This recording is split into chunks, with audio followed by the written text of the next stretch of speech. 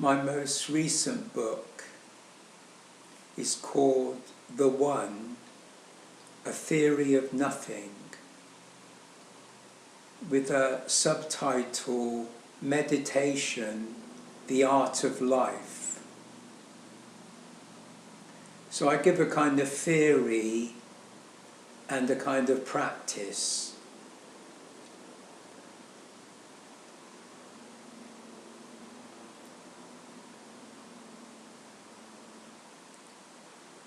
And the key idea really is the self.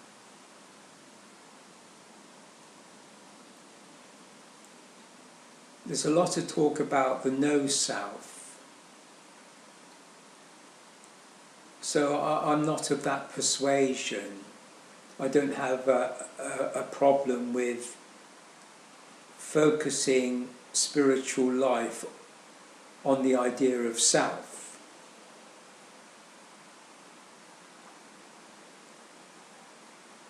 And really, there is no need in my mind to define self. I think self is literally self-evident to each person. And in terms of reality, if you take the physical universe and the psychic dimension and all other aspects of, say, other dimensions, other universes, the whole field of reality, I think all of that's in transformation, all of that is in change. And the One, being eternal, embraces that change, which is, you might say, infinite transformation, infinite change. And the self is really synonymous with the One. So you could say the principle of the One is really the principle of the self. And when self is in reality, in dimensions, in universes, when the self is embodied, as it were, then that's the only, I would say, fact that really matters. It's the only thing that's substantial in the whole field of reality, which is in transformation. So it's the only solid point, if you like to think of a point. So the self is like a point within the One, but the self is also the One. So all points within the One, whether they're in the One or outside of the One in reality, self is always one, and each self is a point within the One. So the circle is the One and symbolizes perfection and eternity. And the idea of infinity is, you might say, the point that becomes a line. So if you extend a line, or you extend numbers 1, 2, 3, you can extend them to infinity. And if the line turns into a circle, then it's eternity. So you could say the circle of the One is always eternal. It doesn't become a line.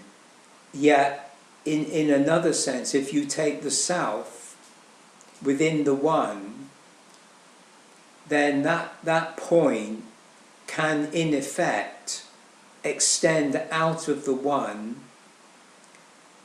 into what I call the creation of the reality of things. So the creation out of nothing, as it were, the theory of nothing, the creation out of nothing, out of One, which is naught,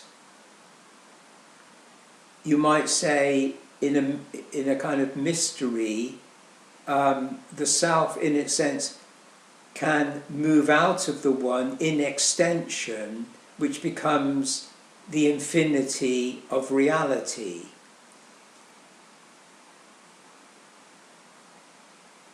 But the self, being a point within the one, is always eternal.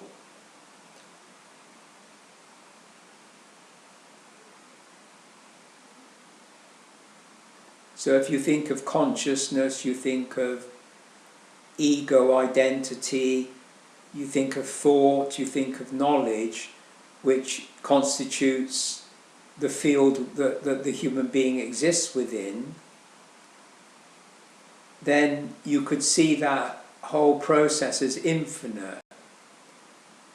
So as I say, you can have infinite numbers, you can have infinite words, you can have infinite feelings, you can have infinite intuitions, or whatever function that you use within your consciousness.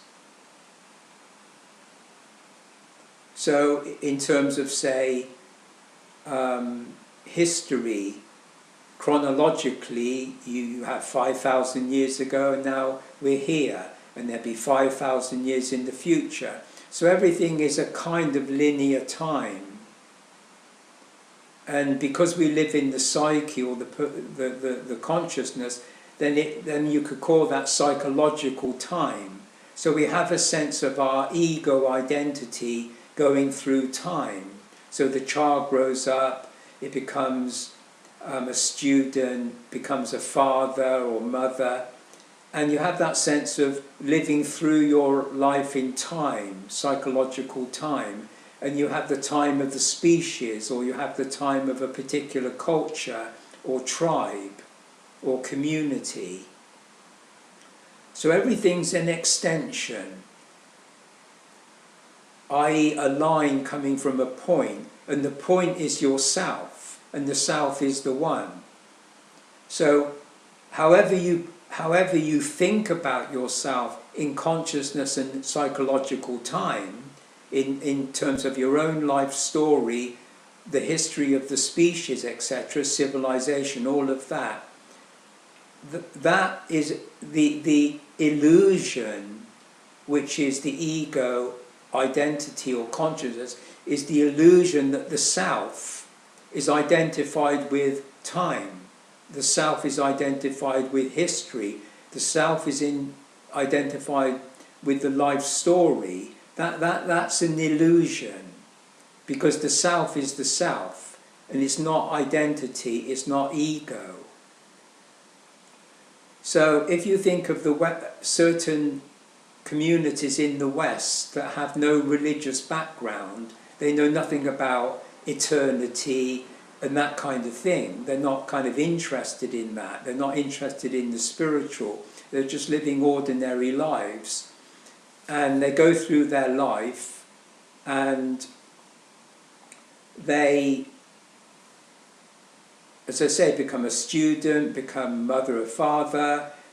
They live in a society based on, say, science and materialism, etc.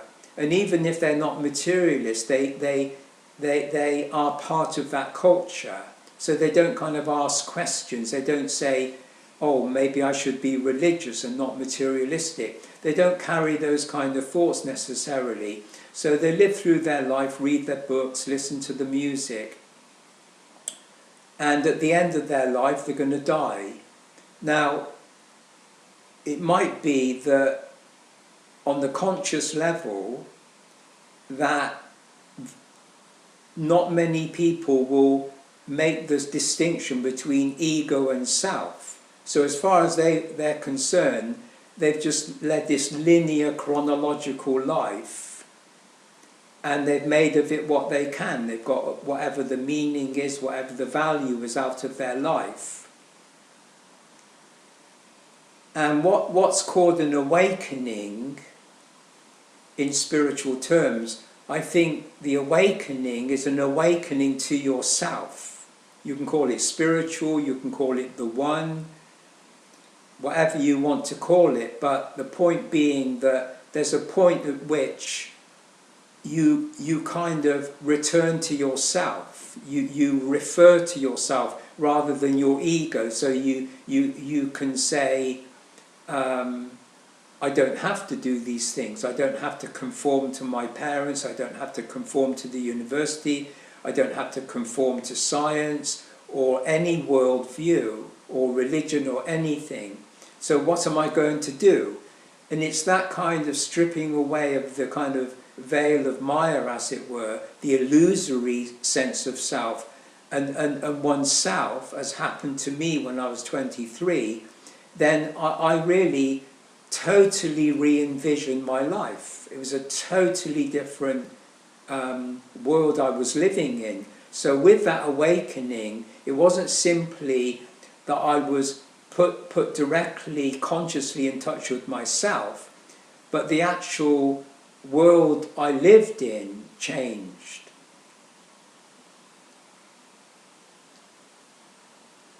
Because the perspective was no longer from consciousness and its conditioning.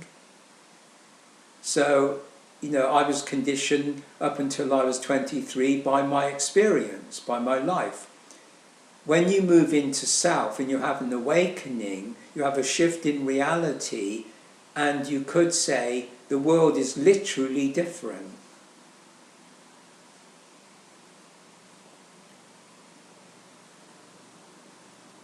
The idea of the theory of nothing, the one as the theory of nothing, really came to my mind because in science you have a theory of everything. And the scientist thinks that if they study long enough the nature of materiality, so to speak, they'll understand the mind of God. Although they're not religious, they just kind of play that idea. They'll understand the mind of God.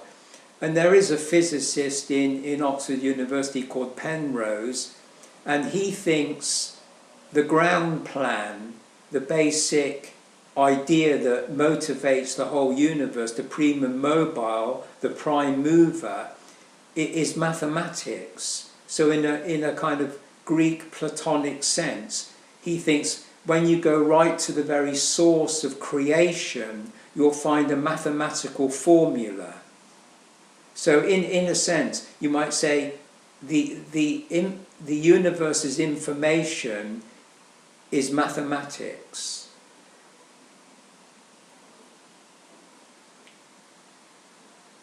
So in that sense, you could say for him, it would be a theory of everything, meaning the only reality is actually the material universe. So consciousness, dreaming, astral travel, spiritual perception, all of that is reduced to a brain function which is materialistic. And therefore, the scientist thinks by knowing how everything works in a mechanical way, then you've understood the nature of reality and you can get rid of God and get rid of all of that. So the theory of nothing is, you might say, where did the Big Bang come from? Where did this universe come from? And did it come out of nothing? Well, in philosophical terms, the scientists would say, if you go back to the primeval energy, as it were, the kind of unified field theory, the basic deep level energy of the quantum field, then they're not going to look beyond that. They're just going to accept the fact that it's pure energy, so to speak. And the same would occur if they refer to multiverses, so there'd be multiverses. Now, if you're dealing spiritually with the one, and you're seeing the one, that out of the one, out of nothing, came the creation of reality, the reality of things, then you're dealing with all possible dimensions, all possible universes, all possible aspects of reality, whatever they are. And so you might say by implication, the physical universe, in a way, must have come out of nothing. Now, when you think of nirvana, you think of no thing. So nothing is no thing, whereas reality is a reality of things that are created and are destroyed. They're kind of recycled. So everything in reality is transformative, transmutative, and is never the same. It's always in change. It's never the same. Whereas the one is always the same because it's the one. It can't be anything other than the one. And I'm saying the same for yourself. Yourself can only be self. Whereas in consciousness, identity can be anything. I mean, you can be a policeman, you can be a student, you can be a priest. I mean, on the world stage, you can act out any role you like. You can invent anything you like. And that's fine within consciousness. You can do that.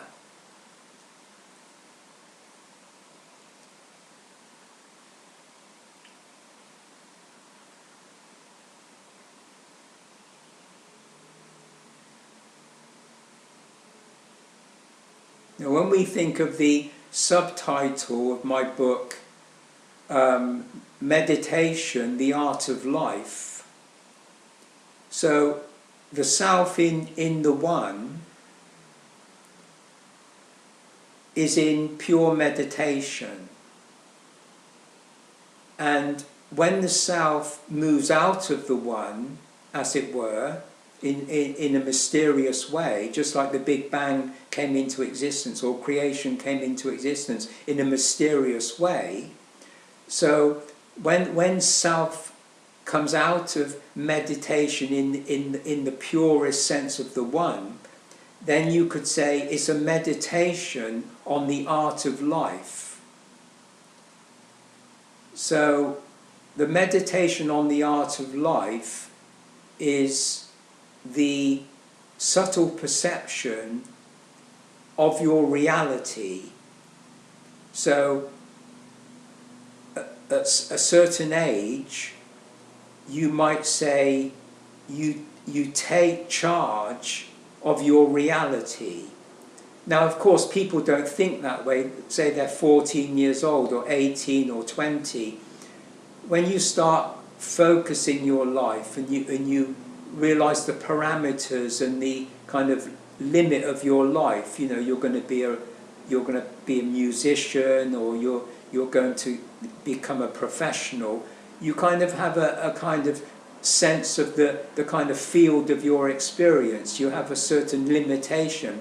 And I'm saying that you're focusing on the reality of your life. So that's your kind of reality domain, as it were. And in consciousness, you work out what to do. You're an identity, say you're a professional lawyer. So you're a lawyer, you go to London and you figure your life out within that field, just as a scientist is figuring out the quantum field or whatever. It's the same principle. Consciousness is always working out, you know, what the context is, what the field is, what place you have in reality. But the reality is the reality prescribed by your consciousness based on the conditions of your past. So in the present, you're working out the future in terms of your past.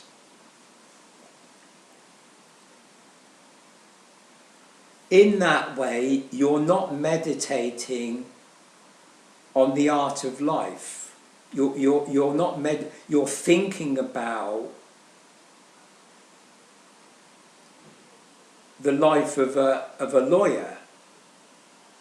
You're thinking about the life of a father with a family or something. You're thinking about the human being lives and dies, or the human being believes in God or believes in science. That's what you're thinking. That's what most people in the West actually think like. So the idea that you're in pure meditation, that the self is in meditation, that there is such a thing as a self in meditation doesn't occur to you. So when you when you hear New Age literature and you don't, you think, what's that? And then you hear about Buddhism and you hear about Nirvana and you hear about the spiritual life, all of that. Of course you don't know what they're talking about. I mean, you read the sacred text and they're talking about the self and meditation and Nirvana. I mean, you haven't got a clue what they're talking about. And if you haven't had an awakening that puts you in touch with self-awareness, then you really don't know what they're talking about. So you might say, without an awakening at some point where you distinguish between self and ego, then you might say you're not going to make sense of the sacred text. You're just not going to know what other people are going through when they're meditating or going through when they're interested in self-realization. You won't actually know what that's about. So if I talk to my family, I mean, it would be impossible. I mean, it'd be absolutely impossible. And of course, they wouldn't be interested in that kind of language anyway, so it would be absolutely pointless to do that. Although, when my mother was older, I did actually share a few things with her, and she listened, but the idea that she would become involved in anything like that would certainly not be possible.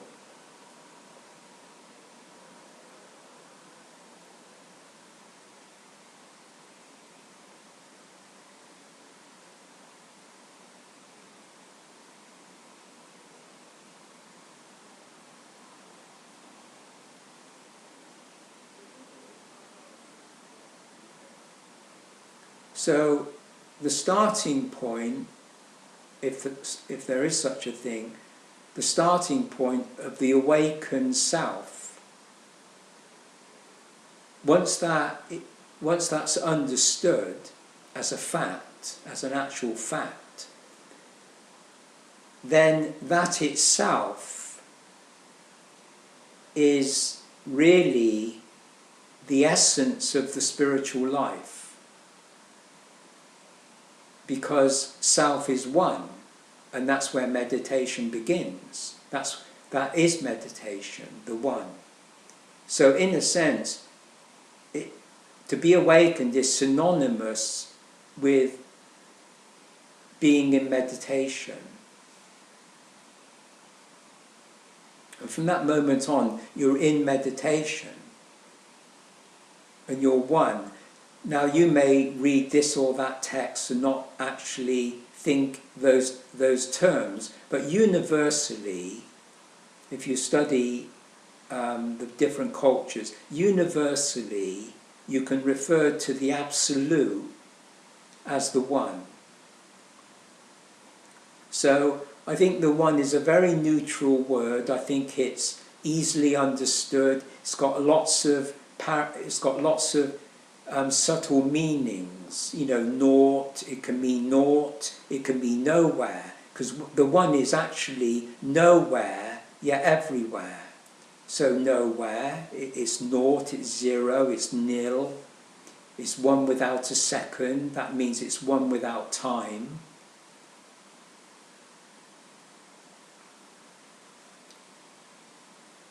So if I go back to my own awakening, as it were, and I re-envisioned my life.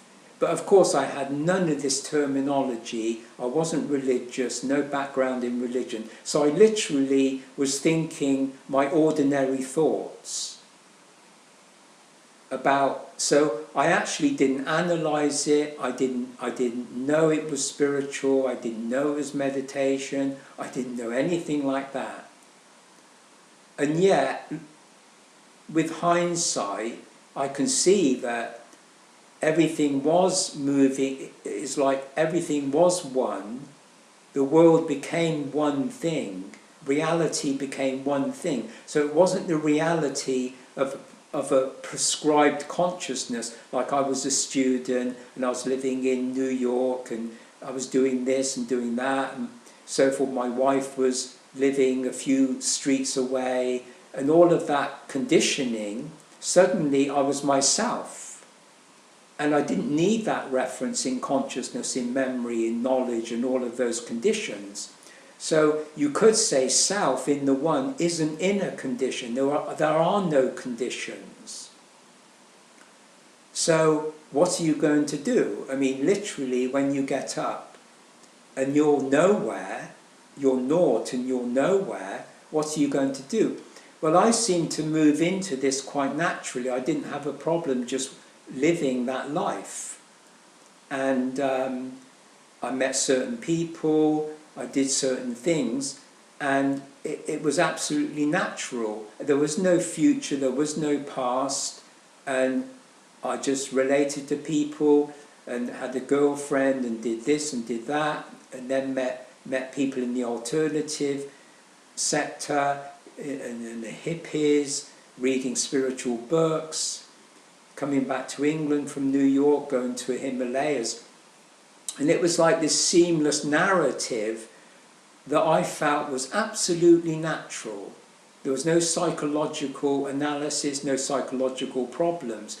It's like you just switch to a parallel timeline. It's like you're on one timeline, which is what the human being's supposed to be in the European context. You know, this is how you're supposed to be. That's the book you're reading, you know. And then suddenly you're reading what I would call the book of life. You're meditating on the art of life. And it's like absolutely natural. And the key word for me was freedom. As an individual, I felt free. And when you're free, that's all that matters. It's as if the essence of the one, I believe, is freedom. And it's like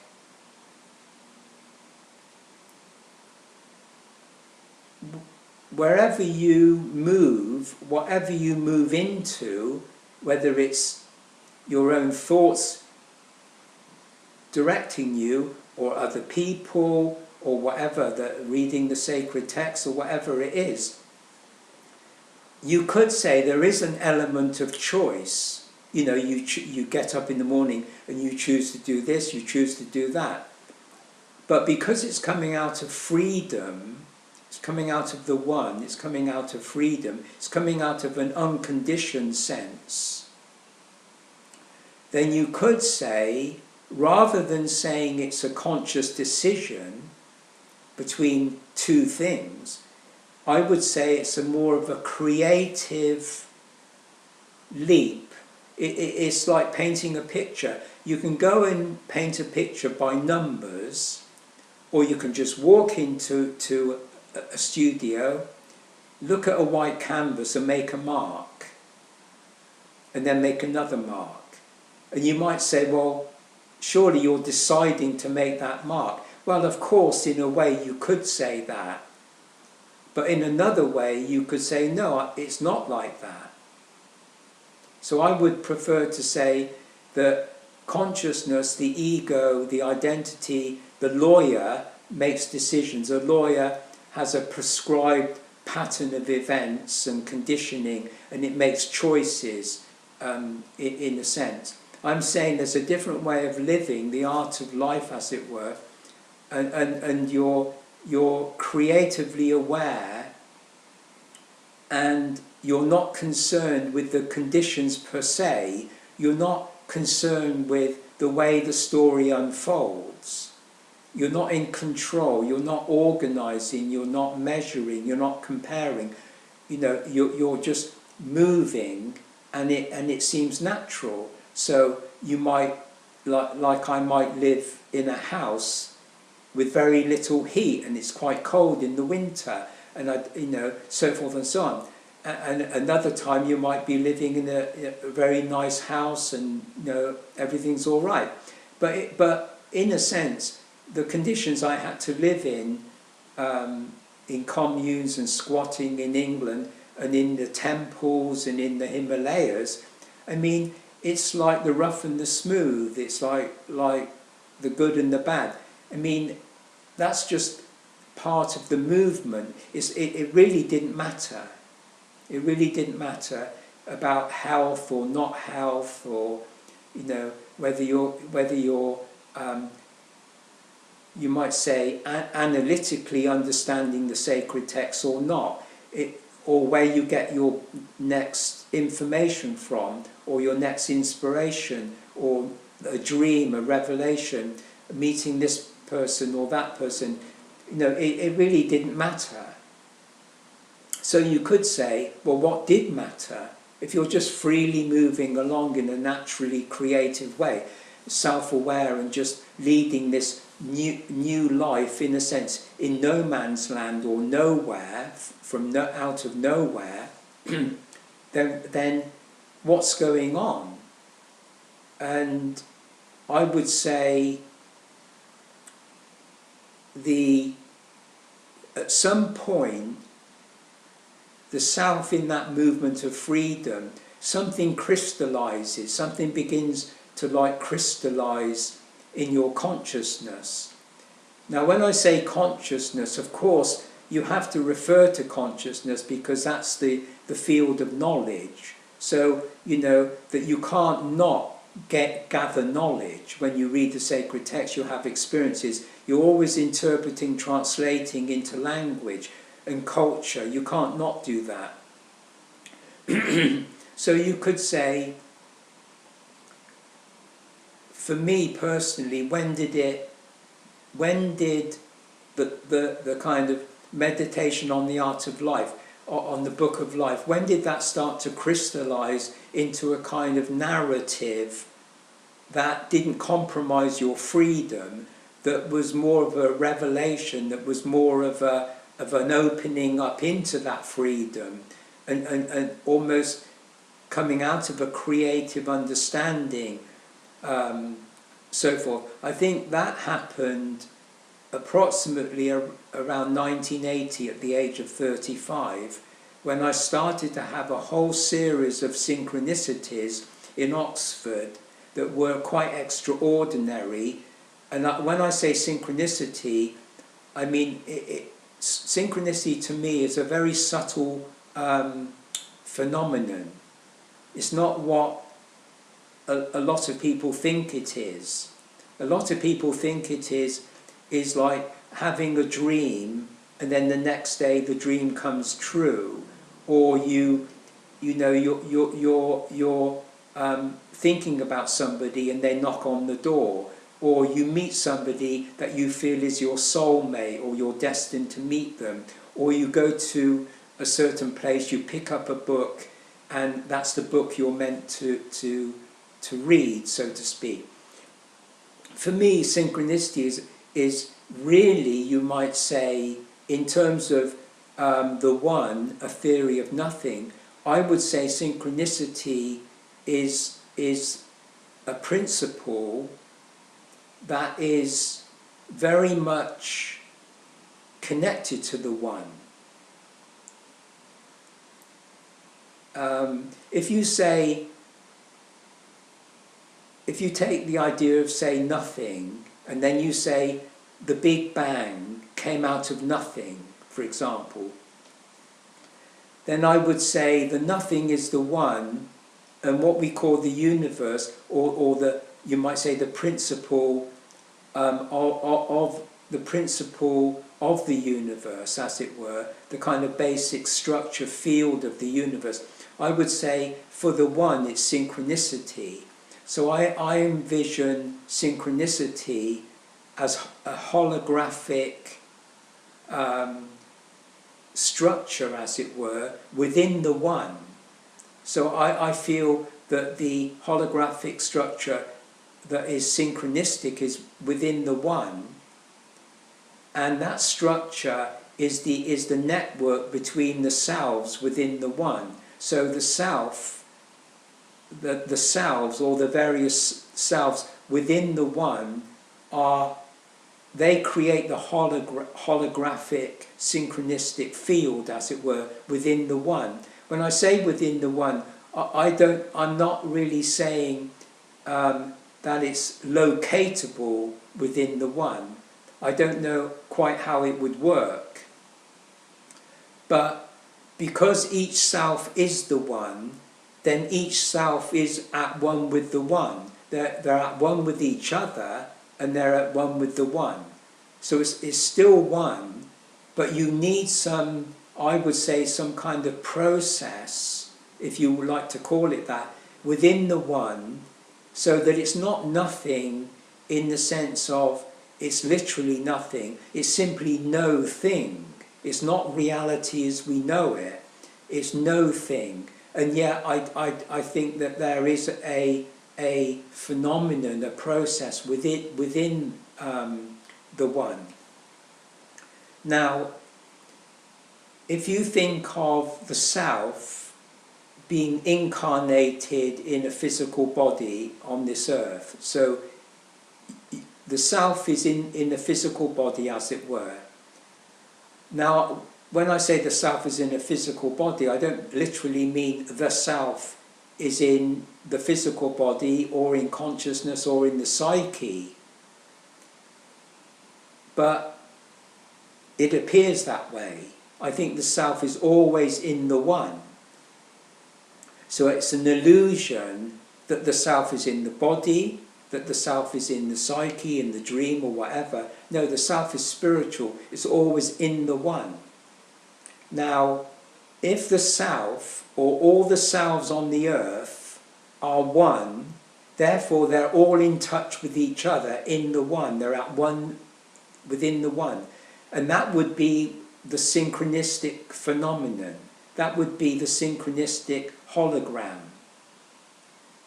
So you could say, if you strip away the physical universe and you stripped away the psychical universe, then you would have the holographic field of the one, which is synchronistic.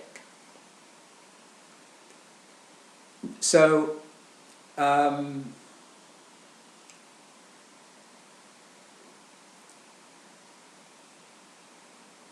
the individual person, the self, living their life in the way I described it, that you awaken to yourself and you're living creatively, that self is living synchronistically. This is my view. You're actually living synchronistically. And creativity, again, is an essential ingredient within the synchronistic field of the self. So you could add you've got the one, you've got the self, and all the selves connected synchronistically in the holographic field, and that you could say the kind of movement within that holographic field is creative.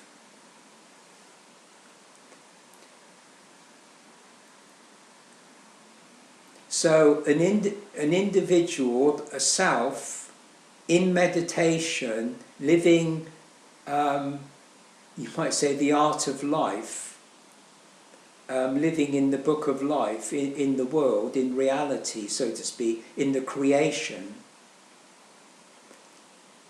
is, you might say, always in touch with the one from which it came, i.e. the source, if you take the source. So you've come out of the one into reality. It happens to be this earth. It could be other dimensions, it could be other planets, it could be other universes, it could be anywhere. And we're here, right? We're here, and we have a language, we have a consciousness, and we're able to think our thoughts and work out what's what. So one of the things you can work out is there's a difference between ego and self, but not everybody works that out. But say you've worked that out. So you're incarnate in the one as a self anyway. So in a sense you're in touch with the source by implication. But the original source of the one, I feel, is outside of reality. So that's why they say God is outside of the universe, for example. So I would say that the relationship between self incarnate in the one and the one itself, on a transcendental level is synchronistic. So you're in synchronistic rapport with the source. It's like an invisible thread. It's like an invisible thread. But it's not actually a thread in the sense of a linear thread. You're actually in coincidence. So you're not, it's like the idea of non-locality. The two particles can be separated by, say, millions of light years, and yet they're one in the wave, they're one. That's just an analogy. It's got nothing to do with consciousness. I'm just saying that's an analogy.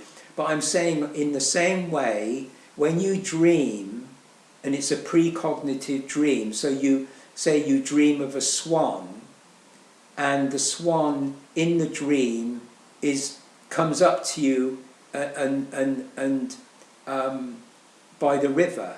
So the next day you're walking by the river and the swan comes up to you in a way that you intuit that was a coincidence between the dream, which is psychic, and the event, which is physical. That's a coincidence. So you could say, in a sense, it's parapsychological. It's a kind of like telepathy. It's a transmission from one mind to the other, or from the psychic to the physical. And I'm saying the self is in correspondence with the one. Because the self is in the one in the world, what I call immanently, the self, by implication, is also in the one in a transcendental level. But the illusion is that we're in a body and in a psyche. That's the illusion. But, as I say, the essential connection between the immanent sense of the one and self and the objective transcendental one and the self is synchronistic. So really self and all the different selves on the earth are in synchronistic rapport with the one.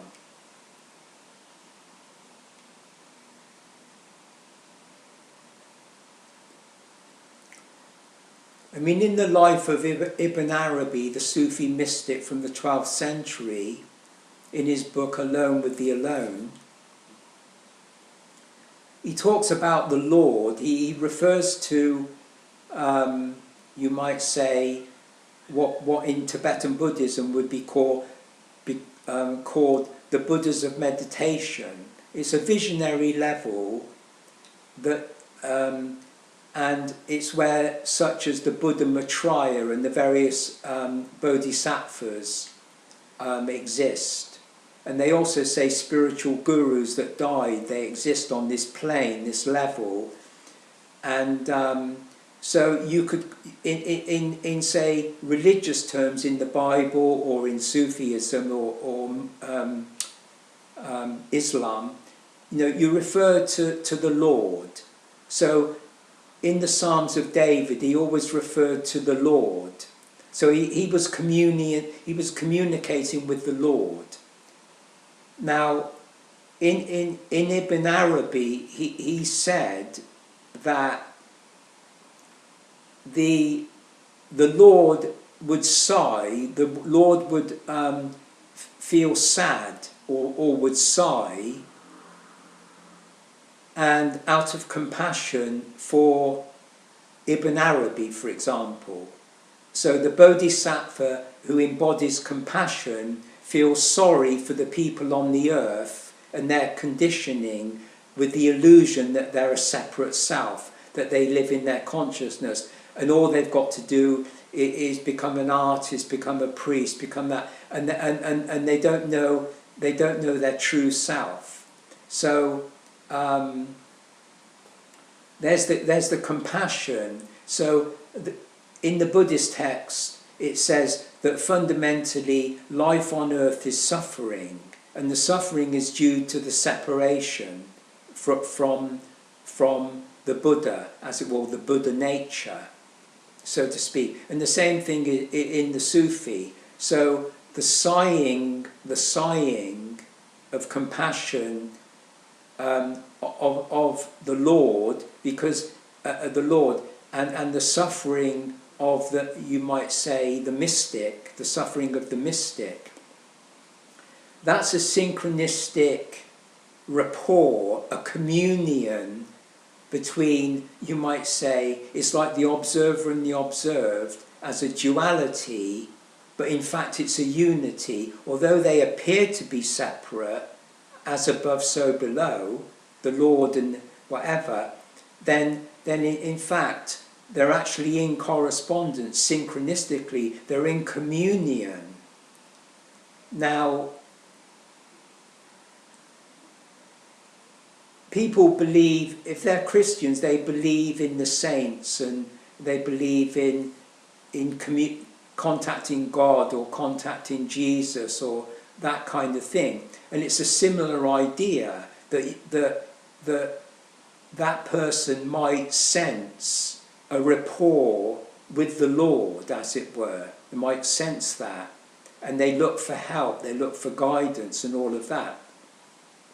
So it's the same idea, and I'm saying that relationship that could be telepathic, as it were, or a communion, is actually synchronistic.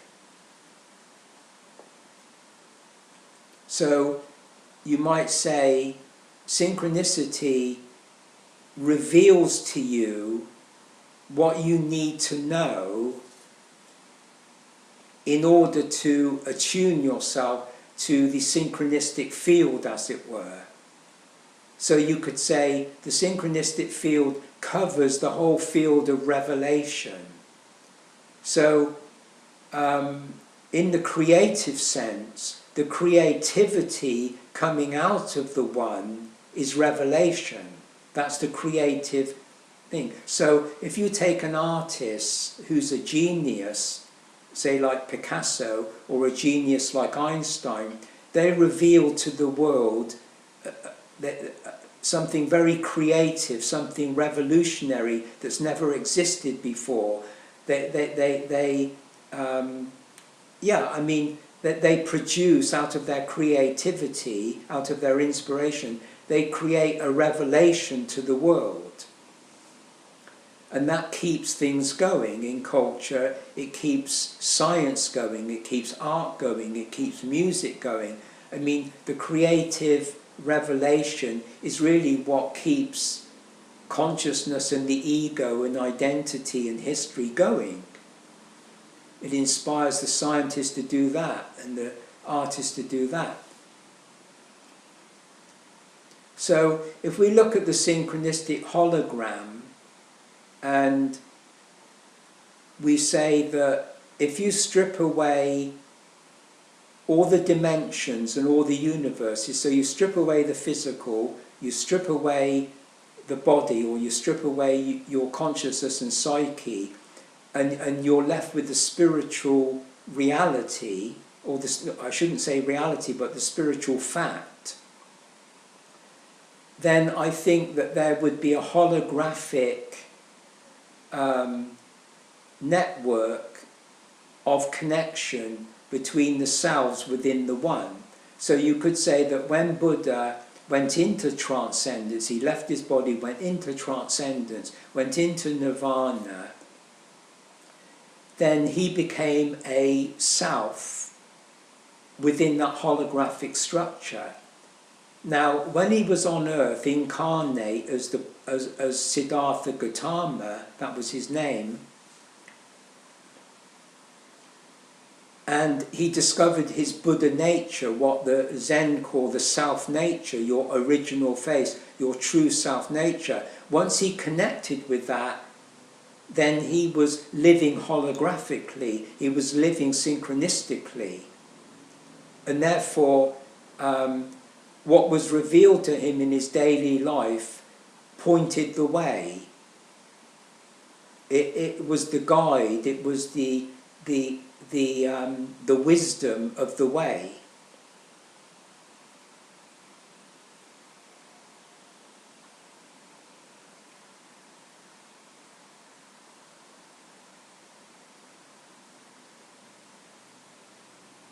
So you might say when the Buddha, as the Tibetans say, went back to the resting place, the source, the home base, the nirvana, and then he went to other places, as they say.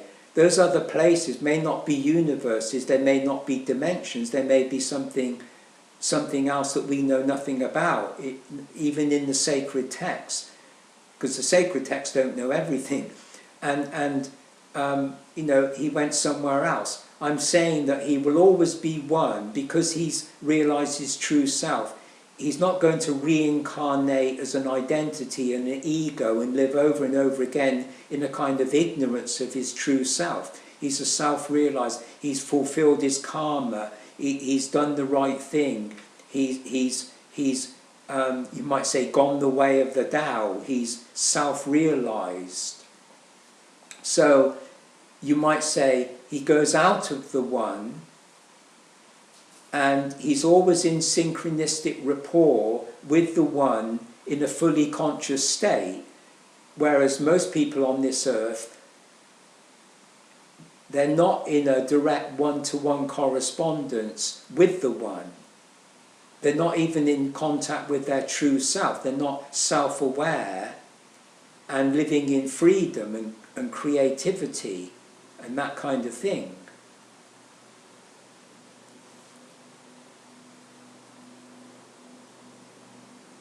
And I feel that a lot of people in meditation are not necessarily self-aware, and therefore you might say they're dependent on different practices and different beliefs and different schools of meditation and so forth and so on, and they might think that they have a teacher that's self-aware. Now, because they're not self-aware, I doubt if they could actually understand or comprehend what a self-aware person would be. So if somebody's written a book and more or less say that they're self-aware, that they're aware of the one, or they're illuminated or enlightened, and people believe what they read or think what they read makes sense, etc., etc. But really, whatever that teacher is teaching you, first of all, if you're not self-aware, then you can't really know if that person's self-aware or not. So you go to the meditation classes, or you read the books, or you go to hear the talk and everything, like I did at Krishnamurti. That's what I did. And however, I was self-aware. At 23, I was self-aware, awakened or enlightened. And a couple of years later, I went to listen to Krishnamurti's talk, Brockwood Park, Hampshire, England, 1971. I didn't need to know anything more than that he was not really a spiritual teacher. I worked that out very quickly, that his teaching to me was not what I would call creative, first of all. Now, when you read the Upanishads, and you read in the Bible, like the Song of Songs, the Songs of Solomon, and you read various texts in the Bible, they're very creative, very inspired, like Genesis and Revelation at the end. When you read certain sacred texts of Ibn Arabi, the Sufis, and Rumi, and various other, you know that they're absolutely inspired texts. I mean, they're absolutely the true wisdom tradition.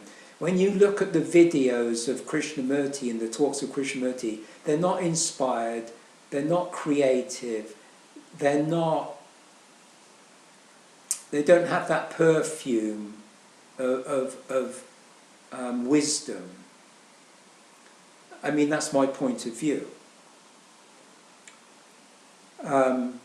of course, Krishnamurti said there was no path to self-realization. He didn't use, he used very little religious terminology or terminology from the wisdom tradition. He used very little terminology related to sacred texts. But in essence, fundamentally, he was trained to be a Buddhist. He was trained to be the Bodhisattva Maitreya, the incarnation of the world teacher. So you could say he did have a mission, he did believe he had a mission.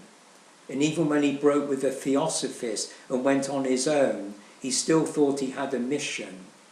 If you read his poetry from in his 30s, and that would have been around 1930, 1940, that period, he still thought he had a mission. He still thought he was the kind of world teacher. So if Krishnamurti, in my estimation, is not a spiritual teacher in the sense of an inspired, creative teacher who's, you might say, speaking words of wisdom, as it were, then what level did he achieve, and what constituted the idea of a world teacher, or the fact that he was a teacher going around the world teaching, you might say, spirituality, as it were. He was in that context.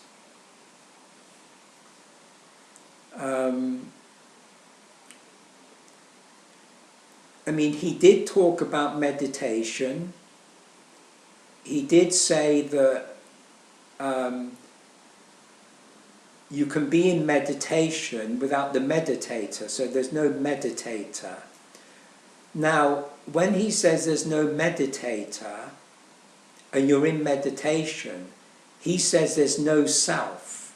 And to me, that's the giveaway. The giveaway is, why would somebody say no self? So he's saying no self, and there's a lot of spiritual teachers saying no self, and a lot of Buddhists feel there is no self, and Zen Buddhists and other people. I'm not so sure of the Tibetan Buddhists. I think fundamentally, in the text of Tibetan Buddhism, and certainly in the Upanishads, I think that there is reference to the self. Now, in my estimation, a spiritual teacher, a genuine spiritual teacher, would not say not self or non-self. So that's my kind of starting point for investigating or critiquing someone like Krishnamurti. Why would somebody make that statement?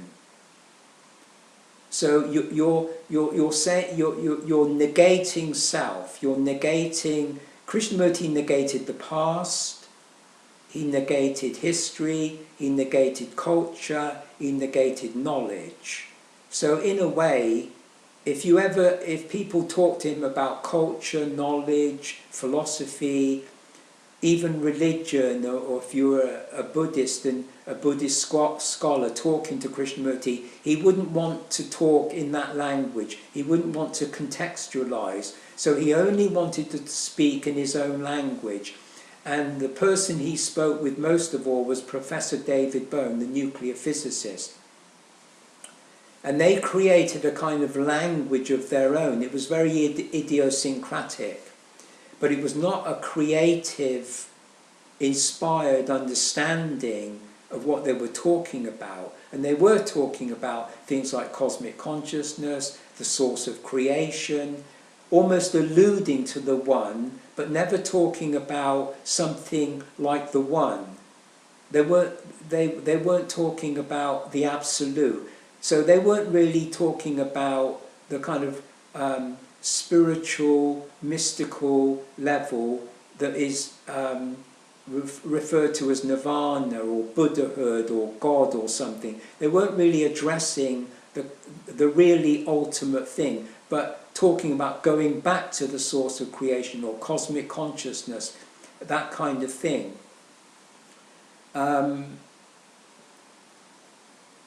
If self is a problem, to somebody, or the no self, I think the no self comes out of the idea that in your consciousness, your ego, your identity, you find that a problem. And by negating, saying, a non-ego or non-identity, you're trying to erase your identity. So you're the identity, the ego, trying to erase the ego. This is what consciousness does. It's always acting in duality. So Krishnamurti wanted to erase his past.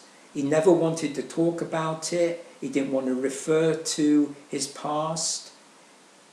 He didn't feel responsible for his relationship to other people. So he said, more or less, I'm a free person, I'm not psychological, these are your problems, I'm not creating these problems. But it was well documented that all through his life he created enormous psychological, emotional problems around him in relationship to other people. This is well documented.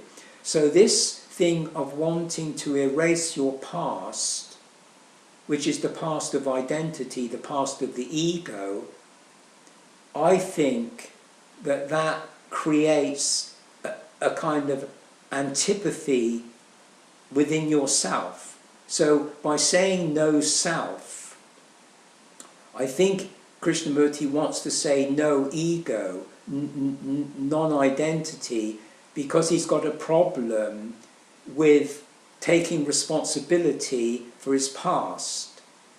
Now in karma, you need a conscience. In karma, you've got to take responsibility for your personality. That means you've got to take responsibility for your consciousness in this life, in the life you live with other people, and how you think and what you do in the world. That is what karma is. You've got to take responsibility for your character, for the way you live, and what you do in the world, and the effect you have in the world. Another point being about the non-self is, again, he went into altered states. He went into all kinds of, you might say, astral dimensions, and experiencing levels within the psyche that he called immensity, and going to the source of creation, that kind of thing. Now, a lot of these altered states, I would say, are basically what people